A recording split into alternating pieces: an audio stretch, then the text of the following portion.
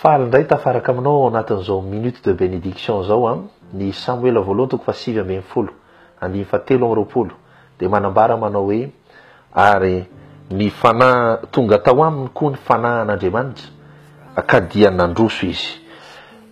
Tonga tao aminy koa ny fanahin'Andriamanitra ka dia nandroso izy.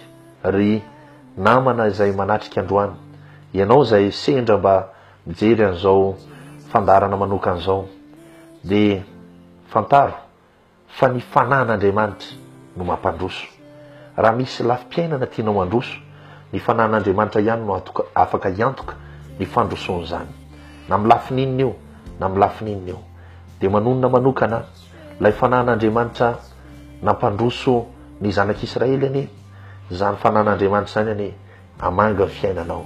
Hikasika anareo mianakavy kely, hikasika ny lafim-piainanao rehetra, na amin'ny ara-panahy io, na amin'ny ara-boly io, na amin'ny ara-kasy io, eny hatramin'ny ara-pitiavana io, hampandroso ny lafim-piainanao anie ny fanahin'Andriamanitra.